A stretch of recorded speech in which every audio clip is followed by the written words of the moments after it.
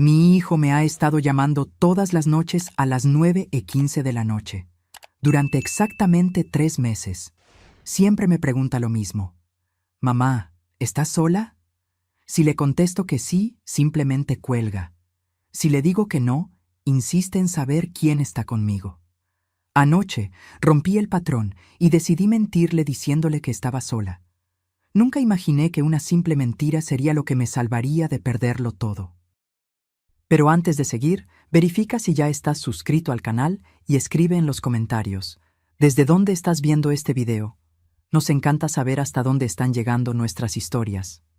Mi nombre es Sofía Rangel, tengo 58 años y hasta hace 3 meses creía que conocía bien a mi único hijo, Alejandro. Él siempre fue reservado, pero nunca distante. Nuestra relación cambió cuando mi esposo, Javier, falleció hace 4 años. El luto nos unió inicialmente, pero poco a poco, Alejandro se fue alejando. A sus 32 años, se volvió excesivamente protector, casi obsesivo, con mis finanzas, mi rutina y especialmente con quién convivía. Todo comenzó un jueves cualquiera de marzo.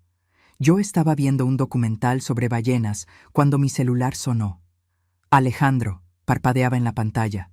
Mamá, ¿estás sola? Fue lo primero que me preguntó. Me pareció extraña la pregunta, pero le respondí con naturalidad. Sí, hijo. ¿Por qué? Colgó sin decir nada más. Me quedé mirando el teléfono, confundida. Le marqué de vuelta, pero me mandó directo a buzón de voz. Le envié un mensaje preguntándole si todo estaba bien, si había pasado algo, pero no obtuve respuesta. La noche siguiente, exactamente a las 9:15 p.m., Alejandro llamó de nuevo. Mamá, ¿estás sola? Sí, Alejandro. ¿Qué está pasando? Me estás asustando. De nuevo, colgó. Al tercer día, decidí no estar sola. Invité a mi vecina Guadalupe a tomar un café de olla. Cuando Alejandro llamó, le dije, no, Guadalupe está aquí conmigo. Hubo un breve silencio. Luego preguntó con una voz que no reconocí. ¿Solo Guadalupe? ¿No hay nadie más? Sí, solo ella. ¿Qué está pasando, Alejandro? Nada, mamá. Solo estoy checando. ¿Están bien? ¿Las puertas están bien cerradas? Sí, hijo. Todo está bien. Órale. Buenas noches, entonces. Y así comenzó el patrón.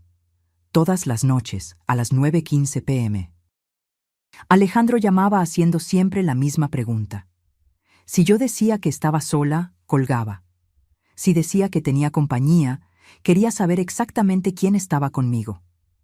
Yo intentaba cuestionarlo, entender el motivo de ese comportamiento, pero él siempre evadía la conversación, diciendo solo que estaba preocupado por mí. Le comenté el hecho a Guadalupe, quien sugirió que Alejandro podría estar enfrentando algún problema psicológico, quizás un trastorno obsesivo-compulsivo. Le sugerí que buscara ayuda, pero él negó cualquier problema. Las semanas pasaron, y las llamadas continuaron, puntuales. Intenté rastrear de dónde venían, pero Alejandro usaba un número privado. Cuando nos veíamos en persona, actuaba con naturalidad, como si esas llamadas nocturnas no existieran. Si yo intentaba tocar el tema, él cambiaba la conversación o decía que solo era preocupación de hijo. Fue durante ese periodo que noté algo aún más extraño. Pequeñas cosas en mi casa parecían fuera de lugar. Un cajón que yo estaba segura de haber cerrado estaba entreabierto.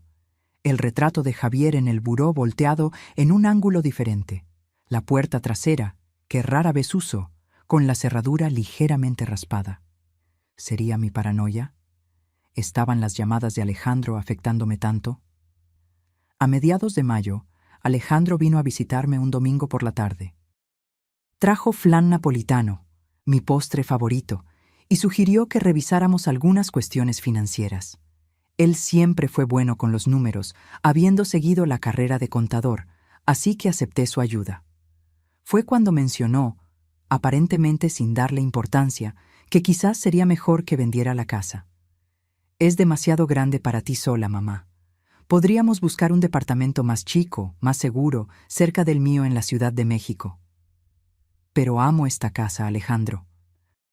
Tu papá y yo construimos nuestras vidas aquí en Guadalajara. Tengo mi jardín, mis vecinos. Necesitamos pensar en tu futuro, en tu seguridad.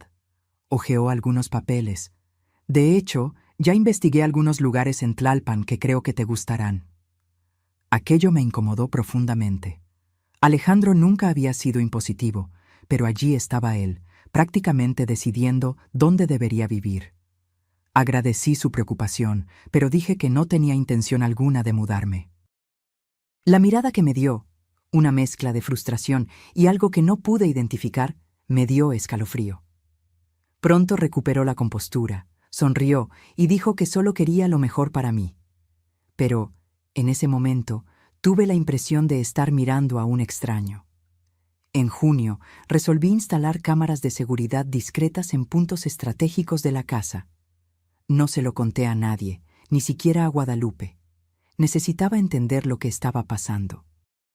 Las llamadas continuaban, y yo alternaba entre decir que estaba sola o con compañía, solo para observar las reacciones de Alejandro. En la primera semana de julio, algo cambió. Revisando las imágenes de las cámaras, vi algo que me heló la sangre. A la 1:20 a.m., una figura encapuchada entró por la puerta trasera de la casa usando una llave. Se movió con familiaridad por las habitaciones oscuras, fue a mi estudio y revisó algunos cajones. Por la complexión física, lo reconocí de inmediato. Era Alejandro. Mi propio hijo estaba invadiendo mi casa durante la madrugada. Verifiqué las grabaciones de los días anteriores y descubrí que no era la primera vez. Había entrado al menos 3 veces esa semana. Siempre verificaba si yo estaba durmiendo, buscaba documentos en el estudio y a veces simplemente se sentaba en la sala, en la oscuridad, por algunos minutos antes de irse. ¿Qué estaba buscando? ¿Qué significaban esas llamadas? ¿Por qué ese comportamiento obsesivo con mi soledad? Anoche decidí romper el patrón. Cuando Alejandro llamó, puntualmente a las 9:15 p.m., y preguntó si yo estaba sola, mentí. Sí, estoy sola. Pero no lo estaba. Elena, mi abogada y amiga de hace mucho tiempo, estaba sentada a mi lado. Después de ver las grabaciones, entré en pánico y la llamé para que me ayudara. Ella estaba tan perturbada como yo con lo que vio. Alejandro colgó, como de costumbre cuando yo decía estar sola. Elena y yo nos miramos, sin entender completamente el significado de aquello, pero acordamos que algo estaba muy mal. Decidimos esperar y ver si vendría de nuevo esa noche. A las 10:40 p.m. escuchamos el ruido de la puerta trasera abriéndose. Elena y yo nos escondimos en el closet de mi recámara, dejando solo una rendija para observar. Yo temblaba, una mezcla de miedo e indignación creciendo dentro de mí. Mi propio hijo, mi única familia, invadiendo mi casa como un ladrón. ¿Para qué? Alejandro se movió silenciosamente por el pasillo, pasando por la recámara sin entrar. Lo oí buscando papeles en el estudio, abriendo y cerrando cajones. Después de unos minutos, regresó y se detuvo frente a la puerta de mi recámara. Mi corazón latía tan fuerte que temí que él pudiera oírlo. Empujó la puerta lentamente y examinó la recámara. La luz de la calle que entraba por la ventana iluminaba parcialmente su rostro. No había el cariño familiar que yo conocía. Sus ojos estaban fríos, calculadores. Se acercó a mi cama, vio que estaba vacía y rápidamente salió de la recámara. «¿Mamá?», llamó despacio por el pasillo. «¿Estás en casa?». Permanecimos inmóviles en el closet. Oí sus pasos apresurados verificando las otras habitaciones. Luego, el sonido de la puerta trasera cerrándose. Cuando tuvimos la certeza de que se había ido, salimos de nuestro escondite. «Necesitamos llamar a la policía», dijo Elena, tomando su celular. «Espera», le detuve el pulso. «Es mi hijo. Necesito entender lo que está pasando primero». «Sofía, está invadiendo tu casa en medio de la noche. Esto no es normal». Lo sé. Lágrimas comenzaron a rodar por mi rostro. Pero debe haber una explicación. Quizás él está en algún tipo de problema. Quizás necesita ayuda. Elena me miró con compasión, pero también con firmeza. O quizás tú estás en peligro. ¿Ya consideraste eso? Esas llamadas, esas visitas nocturnas, la insistencia para que vendas la casa. Sofía, algo está muy mal. Concordé en denunciar, pero pedí un día para confrontar a Alejandro primero. Elena dudó, pero acabó aceptando, con la condición de que yo no me quedara sola. Ella dormiría en mi casa esa noche, y al día siguiente iríamos juntas a hablar con Alejandro en su oficina, un lugar público donde yo me sentiría más segura. No pude dormir. Me pasé la noche repasando mentalmente los últimos meses, intentando identificar cuándo Alejandro comenzó a cambiar. ¿Fue después de la muerte de Javier? No, Alejandro sufrió, claro, pero lidió con el luto de forma sana. ¿Fue después de que su matrimonio con Estela terminara hace poco más de un año? Él quedó afectado, sí, pero no demostró comportamiento obsesivo. ¿Qué le había pasado a mi hijo? Por la mañana llamé a la oficina de contabilidad donde Alejandro trabajaba. La secretaria que me conocía pareció sorprendida. «Doña Sofía, Alejandro no está trabajando aquí desde hace casi 4 meses. Renunció en marzo». Sentí como si el suelo hubiese desaparecido bajo mis pies. ¿4 meses? Exactamente cuando comenzaron las llamadas nocturnas. Alejandro me decía casi toda la semana lo ocupado que estaba en el trabajo. Mencionaba clientes, hablaba de proyectos. ¿Sabe por qué se fue?, pregunté, intentando mantener la voz firme. No exactamente. Hubo algunos problemas. Quizás sea mejor que hable con el LIC. Mauricio, el director. Agradecí y colgué. Miré a Elena, que había escuchado todo. Necesitamos ir a su departamento, dije. Sofía, si no está en el trabajo, probablemente estará allí. Es peligroso. Entonces es mejor que vayamos cuando él no esté. Siempre va al club los miércoles por la mañana. Hoy es miércoles. Elena no parecía convencida, pero aceptó acompañarme. De camino al departamento de Alejandro, llamé a Mauricio, el director de la empresa de contabilidad. Él me conocía de las fiestas de fin de año y demostró preocupación al oír mi voz. Sofía, lamento mucho lo que pasó. Alejandro siempre fue uno de nuestros mejores profesionales, pero... ¿Pero qué, Mauricio? ¿Qué pasó? Hubo un silencio del otro lado. Hubo algunas discrepancias en las cuentas que administraba. Dinero desviado. Confrontamos a Alejandro y él confesó. Fue sustancial. Los clientes involucrados acordaron no presentar una denuncia formal si él devolvía el dinero y renunciaba. Por respeto a usted y a la memoria de Javier, decidimos mantener el asunto discreto. Agradecí mecánicamente a Mauricio y colgué. Mi hijo había desviado dinero de clientes. Mi hijo, que creció oyendo a Javier hablar sobre honestidad e integridad, que lloró en el funeral de su padre diciendo que quería honrar su memoria. ¿Cuánto habrá desviado?, preguntó Elena mientras estacionábamos cerca del departamento de Alejandro. No importa la cantidad. Lo que me preocupa es por qué lo hizo. ¿Y qué tiene que ver eso con las invasiones a mi casa? Usamos la llave de repuesto que yo tenía, una que Alejandro me dio años atrás, irónicamente para emergencias. El departamento estaba sorprendentemente limpio y organizado, diferente de lo que yo esperaría de alguien pasando por una crisis. En el escritorio encontramos algunas cuentas atrasadas y notificaciones de deudas. Aparentemente, a pesar del dinero desviado, Alejandro estaba con problemas financieros. En la recámara, Elena encontró algo aún más perturbador. Un folder con todos mis documentos.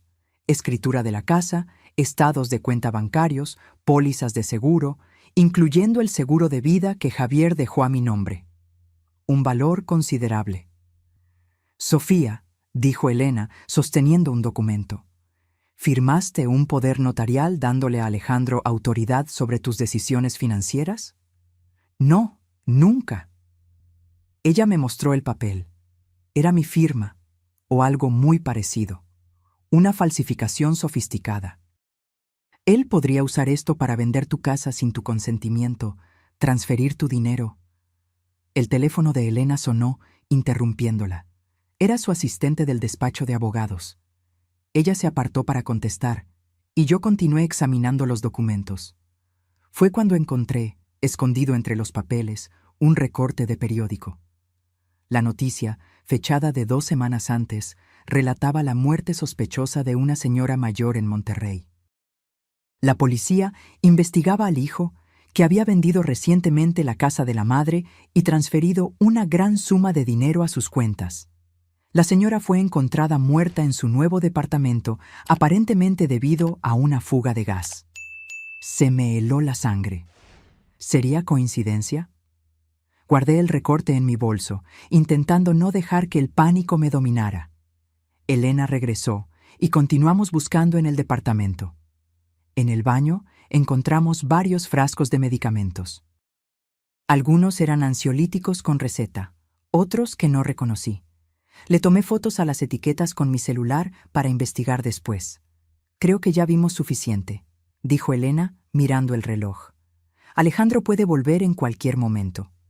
Antes de salir, decidí darle una última mirada a la recámara. Fue entonces que noté algo extraño en el closet, una caja de herramientas parcialmente visible detrás de la ropa.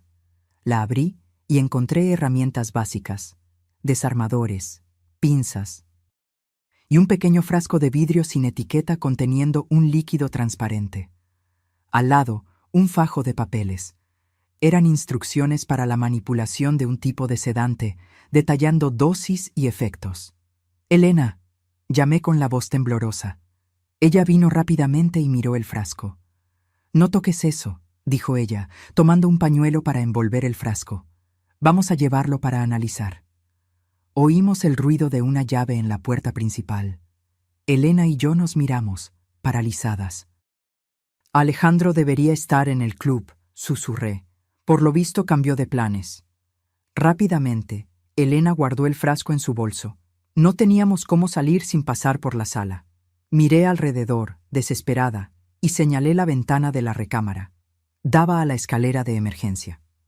«Vámonos», susurré, abriendo ya la ventana. Bajamos silenciosamente por la escalera de emergencia, intentando no hacer ruido. El departamento de Alejandro estaba en el 3er piso, y cuando llegamos a la planta baja, oímos la ventana de la recámara golpearse. Alejandro había descubierto nuestra fuga. «Corre», dijo Elena, y corrimos hasta el coche. Entré rápidamente mientras ella encendía el motor. Por el espejo retrovisor vi a Alejandro saliendo del edificio, buscando alrededor. Nos vio y comenzó a correr en nuestra dirección. «¡Mamá!», gritó. «¡Espera! ¡Puedo explicarlo!». Elena aceleró, dejándolo atrás. «¿A dónde vamos?», pregunté, mi corazón latiendo fuerte. «Al laboratorio de un amigo. Necesitamos saber qué tiene este frasco. Después, directo a la delegación de policía». Durante el camino, llamé a Guadalupe pidiéndole que verificara mi casa. Estaba preocupada de que Alejandro pudiera ir allá. Ella aceptó y dijo que llamaría tan pronto llegara. En el laboratorio, el amigo de Elena, un químico forense jubilado llamado Víctor, nos recibió con preocupación. «Necesito que analices esto lo más rápido posible», explicó Elena, entregándole el frasco. «Sospechamos que sea algún tipo de sedante o peor».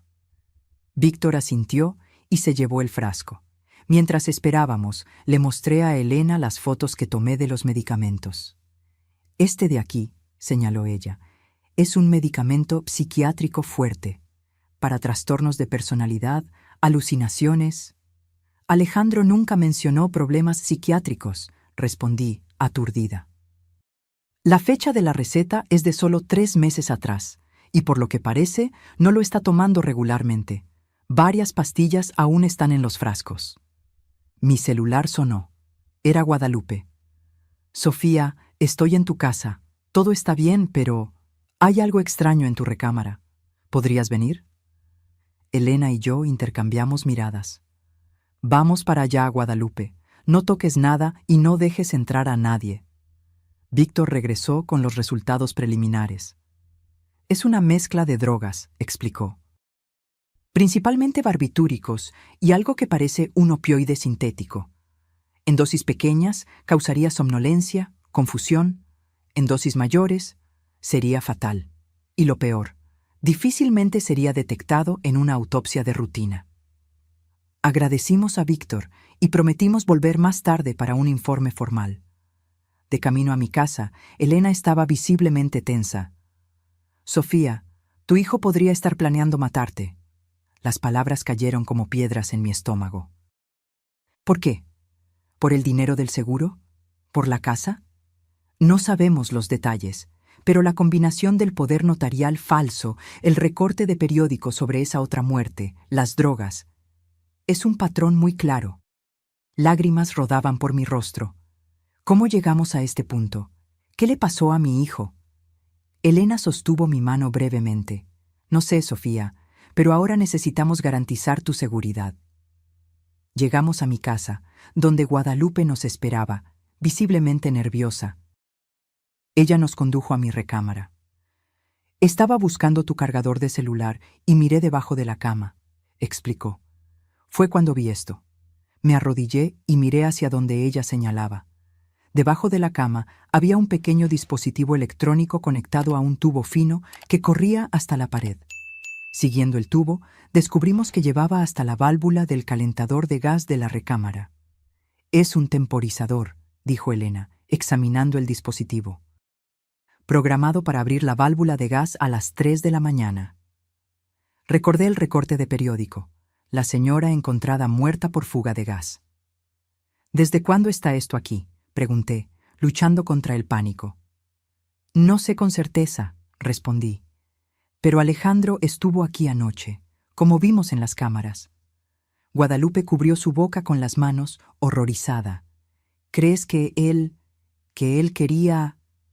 Creo que necesitamos llamar a la policía ahora, dijo Elena, tomando ya el teléfono. Y no puedes quedarte aquí esta noche. Mientras ella llamaba a la policía, mi celular sonó. Era Alejandro. Le mostré la pantalla del celular a Elena, que asintió, indicando que contestara.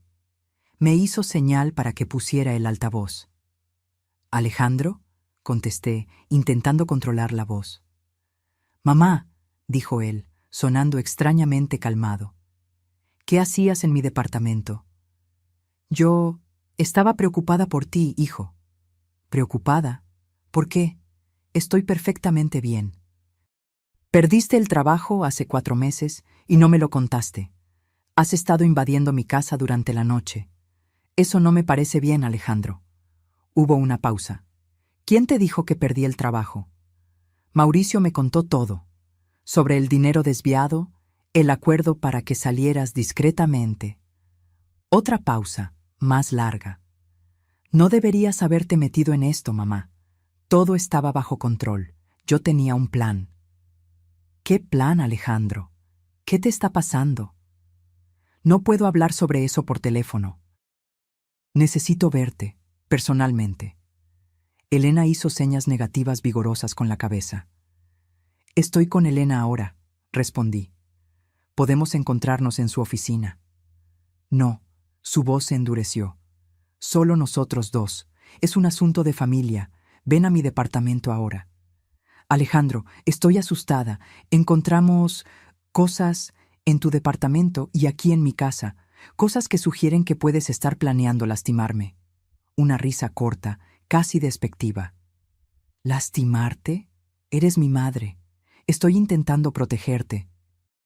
El mundo allá afuera es peligroso, lleno de gente que quiere aprovecharse de señoras que viven solas. ¿Como aquella señora en el periódico? ¿La que murió por fuga de gas?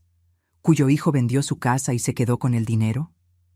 Silencio total del otro lado. «Fuiste tú, ¿verdad?», continué, la voz temblando. «Tienes algo que ver con su muerte». «No sé de qué estás hablando». «El dispositivo en mi recámara, Alejandro, para abrir la válvula de gas mientras yo dormía. Fuiste tú quien lo instaló». «No entiendes nada», replicó, la voz ahora cargada de rabia. «Todo está conectado. Todos ellos están por ahí, esperando, observando, queriendo lo que es nuestro, lo que es mío por derecho». «¿Quiénes son ellos, Alejandro?» «No importa. Lo que importa es que pronto todo esto va a terminar. Estaremos seguros». Necesitas ayuda, hijo. Encontramos tus medicamentos. ¿Por qué no me contaste que estabas en tratamiento psiquiátrico? Esos medicamentos me vuelven lento, confundido. No consigo ver la verdad cuando los tomo. Los patrones, las conexiones, todo se vuelve nebuloso. Miré a Elena, que asintió alentadoramente. La policía estaba en camino, murmuró. Alejandro, por favor, vamos a encontrarnos con tu médico, juntos. Podemos resolver esto. No hay tiempo, respondió, una nota de urgencia en la voz. Se están acercando. Necesito actuar hoy, esta noche. ¿Qué vas a hacer, Alejandro? Voy a hacer lo que es necesario. Lo entenderás después, mamá. Me lo agradecerás. La llamada fue terminada abruptamente. Elena, Guadalupe y yo nos miramos atónitas. Está claramente en crisis psicótica, dijo Elena. Necesita ser internado de inmediato. El interfono sonó. Era la policía. 2 policías entraron y examinaron el dispositivo en la recámara. Tomaron nuestras declaraciones, fotografiaron todo y retiraron el aparato. Vamos a emitir una orden de arresto para su hijo, señora, informó uno de los policías. Basado en esto y en su relato, hay evidencia suficiente de intento de homicidio. Él necesita ayuda psiquiátrica, insistí. Está enfermo. Eso será determinado por evaluación médica después de la detención. Por ahora, le recomendamos encarecidamente que no se quede en esta casa. Acepté y agradecí. Después de la salida de los policías, Elena sugirió que yo me quedara en su casa por algunos días. Guadalupe se ofreció a buscar algunas ropas y artículos esenciales para mí. Mientras esperaba en el coche de Elena, recibí un mensaje de Alejandro. No importa dónde te escondas, mamá, voy a encontrarte, voy a salvarte de ellos. Le mostré el mensaje a Elena cuando regresó. Ya lo reenvié al delegado, dijo ella, encendiendo el coche. Van a intensificar la búsqueda. Sofía, tu hijo representa un peligro real en este momento, no solo para ti, sino posiblemente para otros. De camino a la casa de Elena, intenté procesar todo lo que había pasado. ¿Cómo una madre no se da cuenta de que su hijo está sufriendo hasta el punto de desarrollar delirios? ¿Cómo no vi las señales? No te culpes, dijo Elena, como si leyera mis pensamientos. Los trastornos psiquiátricos pueden desarrollarse de manera silenciosa, especialmente en adultos. Alejandro claramente fue bueno escondiendo los síntomas hasta que no pudo más. ¿Pero por qué ahora? ¿Qué lo desencadenó? Quizás el estrés financiero después de perder el trabajo. Quizás el divorcio. A veces no hay un único detonante identificable.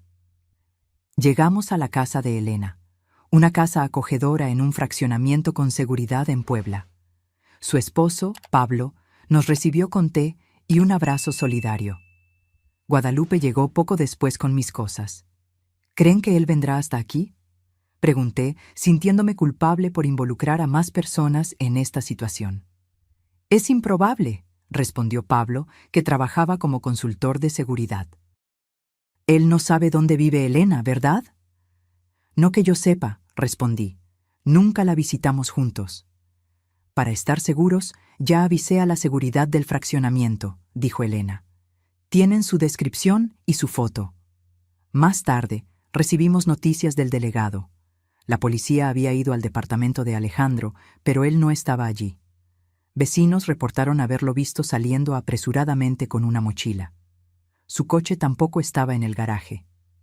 Emitimos una alerta, informó el delegado por teléfono. Todas las patrullas están atentas. Si él intenta hacer contacto, avísenos inmediatamente. Pasé una noche inquieta, despertando a cada pequeño ruido. Por la mañana, Elena me trajo el periódico. En la primera página había la foto de Alejandro con el encabezado: hombre buscado por intento de homicidio contra su propia madre. Lloré al leer la noticia, que detallaba los eventos recientes y mencionaba la posible conexión con otro caso similar. Esto es una pesadilla, murmuré. El teléfono de Elena sonó. Era el delegado nuevamente. Encontramos su coche abandonado cerca de la carretera, informó. Hay señales de que pudo haber tomado un aventón o usado transporte público. Ampliamos la búsqueda para ciudades vecinas. Las horas se arrastraban. Elena necesitó ir a su oficina, pero Pablo se quedó conmigo, trabajando remotamente. Su presencia tranquila me confortaba, aunque yo apenas conseguía concentrarme en cualquier cosa. Mis pensamientos estaban constantemente en Alejandro. ¿Dónde estaría? ¿Qué estaría planeando?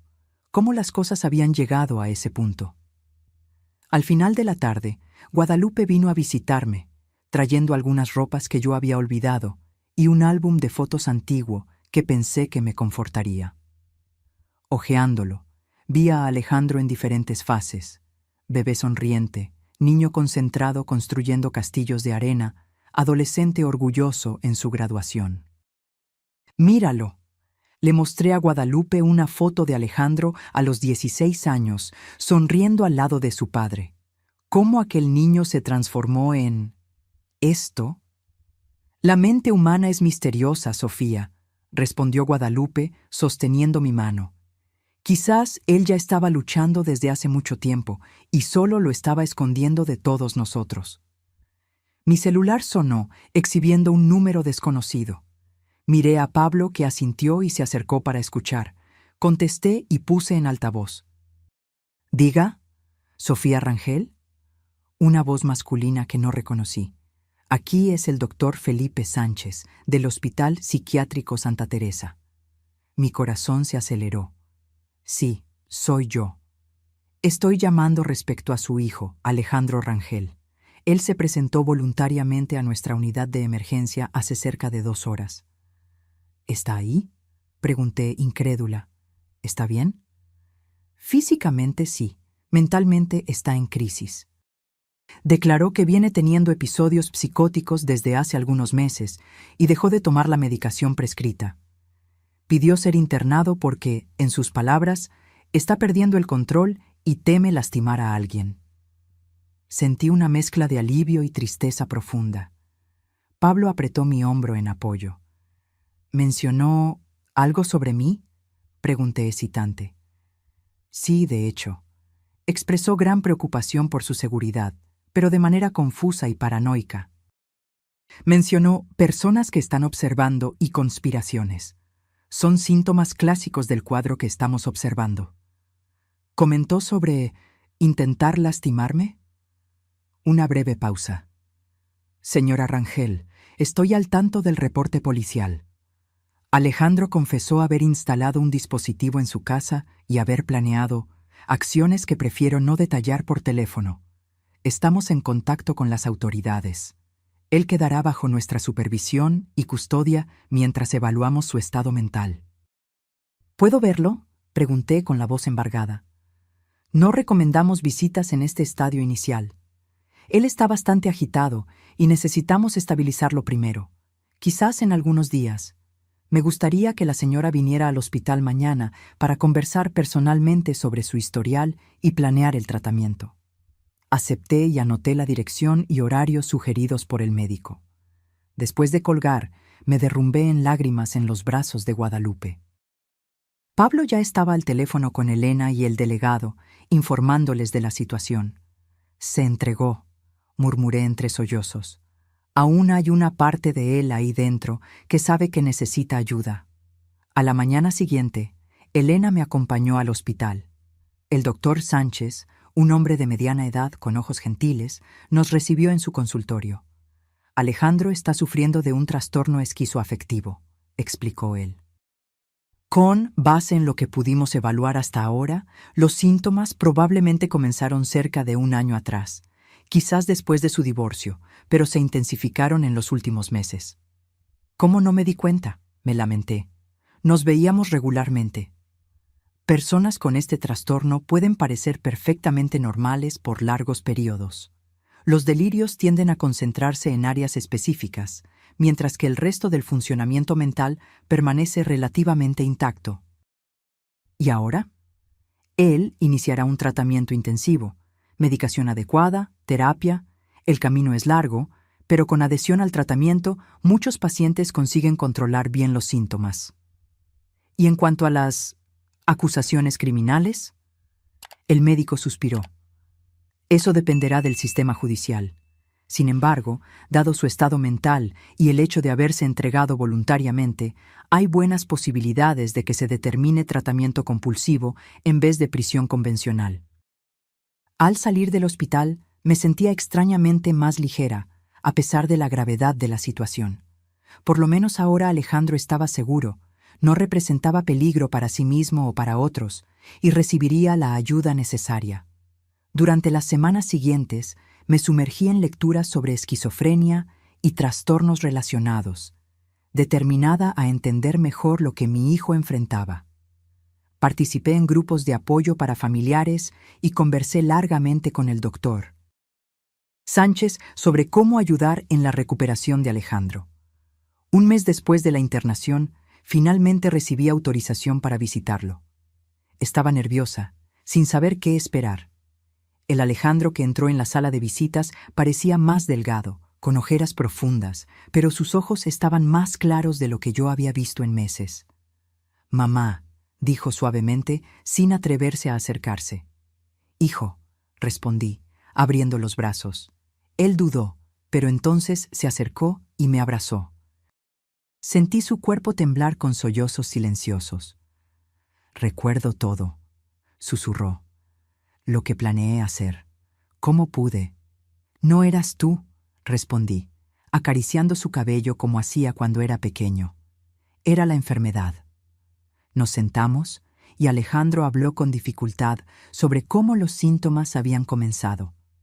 Pequeñas sospechas, luego pensamientos invasivos, hasta que voces en su cabeza lo convencieron de que había una conspiración para perjudicarme. En su mente distorsionada por la enfermedad, la única manera de protegerme era liberarme de este mundo. Cuando dejé de tomar los medicamentos, todo empeoró rápidamente, explicó. Comencé a creer que había conexiones entre eventos aleatorios. Leí sobre aquella señora en el periódico y de alguna forma mi mente creó una narrativa donde yo necesitaba hacer lo mismo. «¿Por qué las llamadas?», pregunté. «¿Por qué siempre preguntarme si estaba sola?» En mis delirios creía que ellos podrían estar contigo, monitoreando. Si decías que estabas con alguien, yo necesitaba saber quién era para verificar si no era uno de ellos. Se frotó los ojos. No tiene sentido ahora, pero en aquel momento parecía perfectamente lógico. Aquella noche, cuando mentí, comencé hesitante. «Salvaste tu vida», concluyó. Yo había decidido que sería aquella noche. El dispositivo estaba instalado. Si hubieras dicho que estabas con Elena, yo solo habría monitoreado por teléfono, verificado que todo estaba siguiendo el plan. Pero cuando dijiste que estabas sola y yo llegué allá para encontrarte con Elena, fue como un cortocircuito en el delirio. Por un breve momento, percibí que algo estaba fundamentalmente mal con mi percepción de la realidad. Nos quedamos en silencio por algunos minutos, el peso de aquella revelación planeando entre nosotros. «Mamá, sea cual sea el resultado del juicio, quiero que sepas que estoy comprometido con el tratamiento. No quiero ser una amenaza para ti o para cualquier persona». «Lo sé, hijo», respondí sosteniendo su mano. «Lo sé». En la semana siguiente, el fiscal entró con una petición solicitando acceso a los registros financieros de Alejandro, el LIC. Mario Leal, el abogado penalista que Elena me indicó, ya se había anticipado, incluyendo los documentos que encontré en el material de defensa, junto con un informe complementario explicando cómo acciones aparentemente calculistas pueden formar parte de un cuadro psicótico. El juicio se acercaba y la tensión crecía. La historia había atraído la atención de los medios locales, con encabezados sensacionalistas como «Hijo planeó asesinar a su madre por seguro» y «Contador con delirios casi mata a su propia mamá». Era doloroso ver nuestra tragedia familiar transformada en entretenimiento público. Mientras tanto, retomé mi rutina de trabajo como profesora jubilada que daba clases particulares de español. El regreso a la normalidad, aunque superficial, me ayudaba a mantener el equilibrio mental. Guadalupe continuaba siendo mi pilar de apoyo, así como Elena y su familia. Una noche, recibí una llamada inesperada. Era Estela, la exesposa de Alejandro. «Sofía, supe lo que pasó. Estoy en shock». «Estela», respondí, sorprendida. No la veía desde el divorcio, hace más de un año. «¿Cómo estás?» «Bien, considerando todo. Sofía, necesito contarte algo. Algo que quizás ayude a entender lo que le pasó a Alejandro». Quedamos de vernos en un café al día siguiente. Estela llegó puntualmente, tan elegante como la recordaba, pero con una expresión tensa que no combinaba con su rostro normalmente sereno. «Vengo culpándome desde que supe», comenzó ella después de pedir un capuchino. Pensé que estaba haciendo lo correcto al alejarme completamente después del divorcio. Pero ahora... «Estela, ¿qué pasó?» Ella respiró hondo. «Nuestro matrimonio no terminó solo por incompatibilidad, como todos piensan. Terminó porque me di cuenta de que Alejandro estaba cambiando, teniendo comportamientos extraños, sospechando de cosas que no tenían sentido». «¿Qué tipo de comportamientos?» Al inicio eran pequeñas cosas. Comenzó a verificar las cerraduras repetidamente antes de dormir. Empezó a creer que colegas de trabajo estaban conspirando contra él. Luego, comenzó a tener episodios en los que se quedaba mirando fijamente a la nada, murmurando para sí mismo. Sentí un nudo en el pecho. «¿Por qué nunca me dijiste?» Él me hizo prometer que no le contaría a nadie. Decía que solo estaba estresado con el trabajo. Cuando le sugerí que buscáramos ayuda, se puso furioso, acusándome de querer controlarlo como los otros. Fue aterrador, Sofía. No reconocí al hombre con quien me casé. «Fue por eso que pediste el divorcio». Ella asintió, lágrimas en los ojos.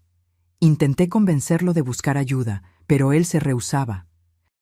El divorcio fue el detonante de una discusión terrible en la que él me acusó de ser parte de una conspiración.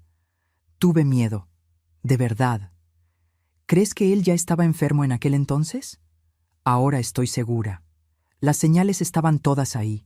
Yo debería haber insistido más, quizás contarte, pero... Ella se secó una lágrima. Después de que me mudé, recibí algunos mensajes perturbadores de él. Bloqueé su número y pedí a amigos en común que no comentaran sobre mí con él. Yo solo quería... distancia. Entiendo, Estela. Te estabas protegiendo. Pero si yo hubiera hablado, quizás él hubiera recibido ayuda antes. Quizás nada de esto hubiera pasado. Sostuve su mano. No podemos volver atrás en el tiempo. Lo importante es que ahora él está siendo tratado. «Me gustaría visitarlo», dijo Estela hesitante, «si crees que sería bueno para él». Considerando lo que Alejandro enfrentaba, pensé que una visita de Estela podría ser perturbadora. Le expliqué eso a ella, que comprendió. En vez de eso, sugirió escribir una carta expresando su apoyo, que yo podría entregar cuando lo juzgara apropiado. «Él aún es importante para mí, Sofía, a pesar de todo». Volví a casa reflexionando sobre la conversación. Una pieza más del rompecabezas se encajaba. Los problemas de Alejandro habían comenzado mucho antes de lo que yo imaginaba. Sentí una punzada de culpa por no haberme dado cuenta de los cambios, por no haber hecho preguntas más incisivas cuando él y Estela se separaron. Como madre, yo debería haber visto las señales. En la audiencia preliminar, el juez escuchó los testimonios de los médicos y el relato del delegado sobre las evidencias encontradas. Alejandro compareció, medicado y visiblemente abatido, acompañado por el lic. «Leal». «Su señoría», argumentó el abogado, «las evidencias médicas son conclusivas. El señor Rangel sufre de un trastorno psiquiátrico grave, no diagnosticado en el momento de los hechos. Él no tenía capacidad de entender la naturaleza ilícita de sus actos o de determinarse de acuerdo con ese entendimiento». El fiscal contraargumentó que, a pesar de la enfermedad, había planeación meticulosa en las acciones de Alejandro, sugiriendo algún nivel de discernimiento. El juez decidió que Alejandro permanecería internado en el hospital psiquiátrico bajo custodia judicial hasta el juicio completo. No fue el mejor resultado posible, pero tampoco el peor. Por lo menos él continuaría recibiendo tratamiento adecuado. Vamos a conseguir la inimputabilidad, garantizó el LIC, leal después de la audiencia. Los peritajes médicos son sólidos, y el hecho de que él se haya presentado voluntariamente cuenta mucho a su favor. Alejandro y yo tuvimos algunos minutos a solas en la sala de audiencias, bajo supervisión de un policía a distancia. «Siento mucho todo esto, mamá», dijo él, la voz casi un susurro. «Yo también lo siento, hijo. Por no haberme dado cuenta de que estabas sufriendo. No había forma de saberlo. Yo mismo no sabía lo que me estaba pasando. Era como si otra persona estuviera tomando el control poco a poco.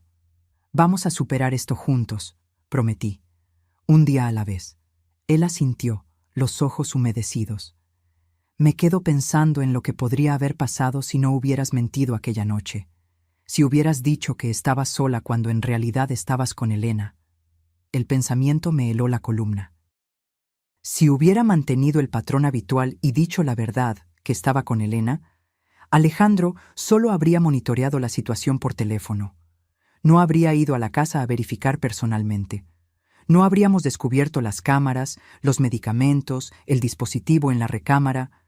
«Fue un instinto», respondí. Algo me decía que necesitaba romper aquel ciclo. Alejandro fue llevado de vuelta al hospital y yo regresé a mi casa, ahora completamente remodelada. Había cambiado todos los sistemas de gas por eléctricos e instalado nuevas alarmas. Guadalupe pasaba gran parte del tiempo conmigo, insistiendo en que no debería quedarme sola. «No es bueno para ti, todo ese silencio», decía ella. «Vas a quedarte dándole vueltas a las cosas». Ella estaba en lo cierto. Cuando estaba sola, pasaba horas repasando mentalmente los últimos años, buscando señales que debería haber notado. Momentos en que Alejandro pareció distante o extraño, comentarios paranoicos que ignoré como simple estrés. El otoño llegó, trayendo vientos fríos y hojas secas que se amontonaban en el patio. 6 meses pasaron desde la internación de Alejandro. El juicio fue finalmente marcado para el inicio de noviembre. Alejandro continuaba progresando en el tratamiento. Sus médicos estaban optimistas, reportando que él demostraba introspección sobre su condición y participaba activamente en las terapias. En nuestras visitas conversábamos sobre tópicos ligeros, libros que estaba leyendo, programas de TV, recuerdos de la infancia. Evitábamos hablar sobre el futuro incierto o los eventos que nos llevaron allí. Una tarde, mientras organizaba el estudio en casa, encontré un sobre que no reconocí. Dentro había documentos financieros de Alejandro, estados de cuenta bancarios, contratos de préstamo, una póliza de seguro de vida a mi nombre que yo desconocía completamente. Fechada de solo 2 semanas antes de su internación. Llevé los papeles a Elena para que los analizara. Después de examinarlos cuidadosamente, ella me explicó. Él contrajo deudas enormes en los últimos meses, préstamos en bancos diferentes, tarjetas de crédito al límite, y usó el dinero para comprar esta póliza de seguro de vida para ti, con él como beneficiario. «¿Cuánto?», pregunté, sintiendo un escalofrío. «1,5 millones de pesos». La cantidad me mareó. Era una suma absurda. ¿Por qué haría eso? Por lo que podemos reconstruir, después de desviar dinero en el trabajo y ser descubierto, Alejandro entró en desesperación financiera. Simultáneamente, su condición mental se deterioraba. En la lógica distorsionada de la enfermedad, él vio una solución: contratar un seguro alto para ti y entonces matarme para recibir el dinero, completé, la cruel realidad finalmente revelándose por completo.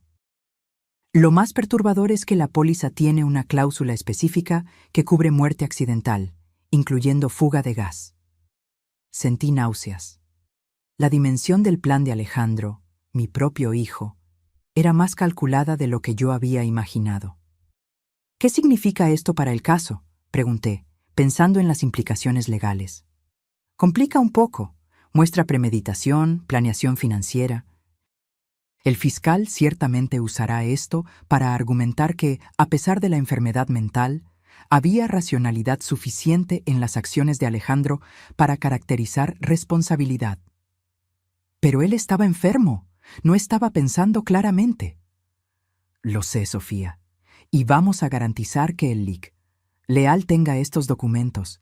Él necesita preparar una contraargumentación sólida. Aquella noche no pude dormir. Me quedé mirando el techo, pensando en cómo mi hijo había planeado meticulosamente mi muerte.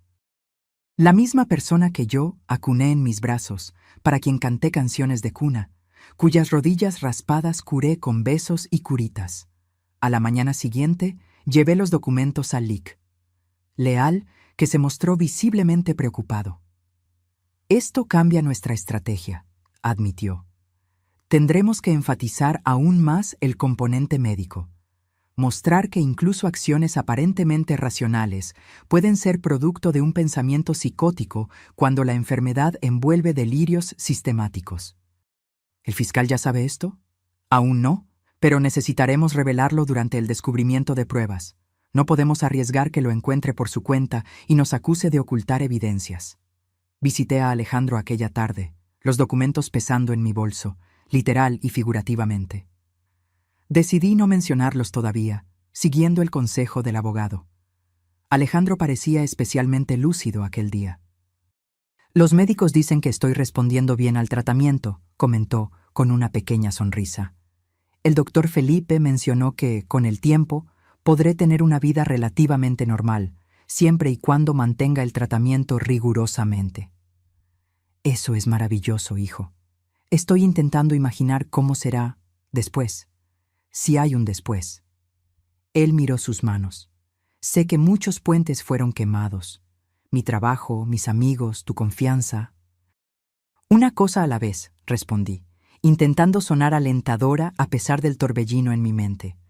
Primero, vamos a enfocarnos en tu recuperación y en el juicio. He pensado mucho sobre aquellas llamadas, dijo de repente. ¿Por qué llamaba toda la noche, exactamente a la misma hora? ¿Y? Era la hora en que las voces se volvían más intensas. Algo sobre el crepúsculo, la transición del día a la noche, parecía amplificar mis síntomas. Y preguntar si estaba sola. Era como un ritual que me calmaba temporalmente. Si decías que estaba sola, las voces me decían que aún había tiempo, que yo podría esperar un poco más. Si estabas acompañada, necesitaba verificar quién estaba contigo, si era uno de ellos. Oírlo describir tan claramente los mecanismos de su enfermedad era perturbador y esclarecedor al mismo tiempo. Conseguía ahora entender mejor la prisión mental en que mi hijo había estado. Aquella noche, cuando mentí, comencé excitante. Salvó tu vida, él concluyó. Yo había decidido que sería aquella noche. El dispositivo estaba instalado. Si hubieras dicho que estabas con Elena, yo solo habría monitoreado por teléfono, verificado que todo estaba siguiendo el plan. Pero cuando dijiste que estabas sola y yo llegué allá para encontrarte con Elena, fue como un cortocircuito en el delirio. Por un breve momento, me di cuenta de que algo estaba fundamentalmente mal con mi percepción de la realidad. Nos quedamos en silencio por algunos minutos, el peso de aquella revelación flotando entre nosotros. Mamá, sea cual sea el resultado del juicio, quiero que sepas que estoy comprometido con el tratamiento. No quiero ser una amenaza para ti o para cualquier persona.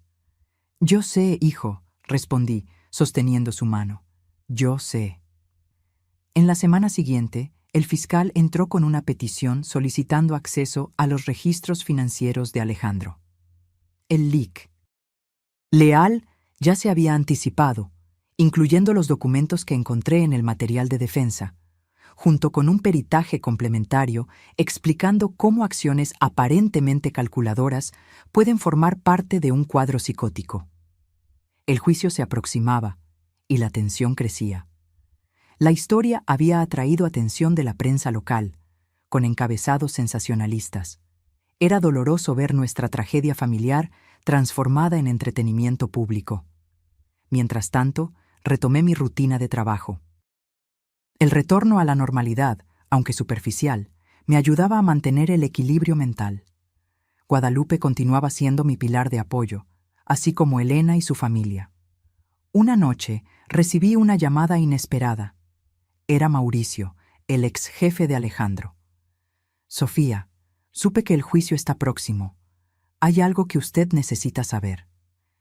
Encontré a Mauricio en su oficina en el centro de la ciudad a la mañana siguiente. Él parecía nervioso, jugando constantemente con un bolígrafo mientras hablaba. No le conté todo antes, confesó, sobre la salida de Alejandro de la empresa. ¿Qué no me dijo? El desvío de dinero no fue tan simple como le expliqué. Alejandro no estaba solo transfiriendo valores a sus cuentas. Él estaba obsesivamente documentando supuestas irregularidades en nuestros procedimientos contables. ¿Qué tipo de irregularidades? Ninguna real. Eran fabricaciones de su mente. Él creó un elaborado sistema de archivos conectando transacciones normales a una supuesta red de lavado de dinero. Comenzó a acusar a directores de estar involucrados con organizaciones criminales. ¿Y por qué no mencionó esto antes? Mauricio suspiró. Vergüenza, quizás, de no haberme dado cuenta de cuán enfermo estaba, de haberlo tratado como un criminal común cuando claramente había algo muy mal, y también miedo de lo que esa publicidad negativa podría hacerle a la empresa. ¿Tiene esos documentos que él creó? Algunos. La mayoría fue destruida cuando él se fue, pero guardé parte como precaución legal. Él me entregó un folder. Pensé que podría ayudar en su defensa. Muestra claramente un patrón de pensamiento delirante, meses antes de los incidentes con usted. Agradecí a Mauricio y llevé los documentos directamente al LIC. Leal. Él los examinó con creciente interés. Esto es oro, Sofía, dijo, finalmente. Prueba inequívoca de que el comportamiento delirante de Alejandro en el trabajo precedió en mucho sus acciones contra usted. Establece un patrón claro de deterioro mental a lo largo del tiempo, consistente con esquizofrenia no tratada. En los días que antecedieron al juicio, viví en un estado de ansiedad constante. El caso sería decidido por un juez, sin jurado, conforme determinado en audiencias preliminares debido a la naturaleza psiquiátrica de las acusaciones. En la mañana del juicio, el tribunal estaba lleno. Reporteros, curiosos, estudiantes de derecho. Me senté en la primera fila, con Elena a mi lado, mientras Alejandro era traído por los oficiales. Él parecía diferente, más presente, la mirada más clara, pero visiblemente nervioso. Usaba un traje prestado que parecía grande para su cuerpo adelgazado por el estrés y la medicación. El juicio duró 3 días. Testimonios médicos detallados, declaraciones de colegas de trabajo, evidencias forenses sobre el dispositivo en mi recámara y los documentos financieros. Mauricio testificó sobre el comportamiento errático de Alejandro en la empresa, presentando los archivos delirantes que había preservado.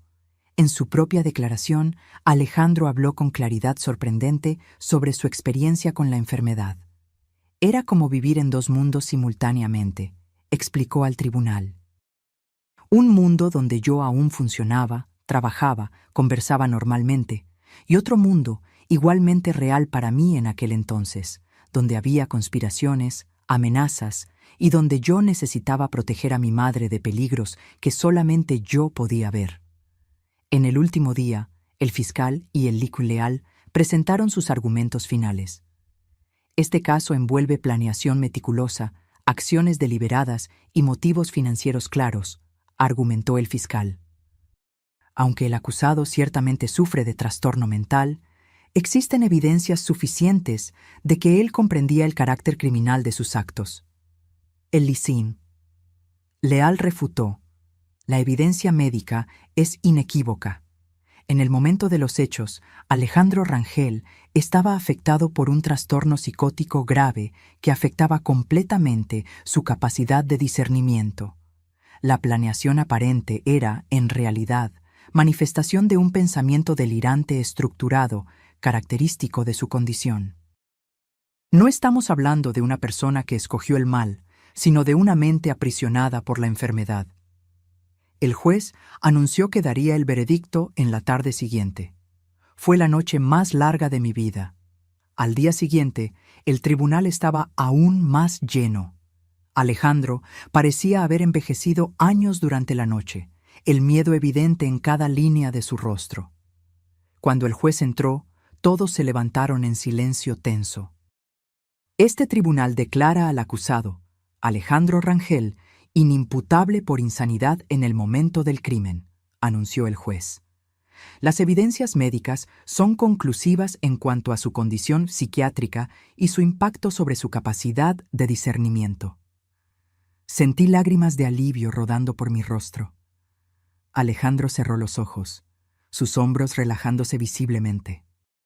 Con todo, continuó el juez, considerando la naturaleza grave de las acciones y el peligro potencial para la sociedad en caso de que el tratamiento sea interrumpido, determino que el acusado sea internado en un hospital de custodia y tratamiento psiquiátrico por el periodo mínimo de 3 años, sujeto a reevaluaciones periódicas.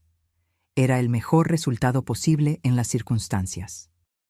Alejandro no iría a la cárcel, sino que recibiría tratamiento continuo en un ambiente seguro, tanto para él como para los otros. Cuando la sesión fue concluida, pude abrazar a mi hijo brevemente antes de que se lo llevaran.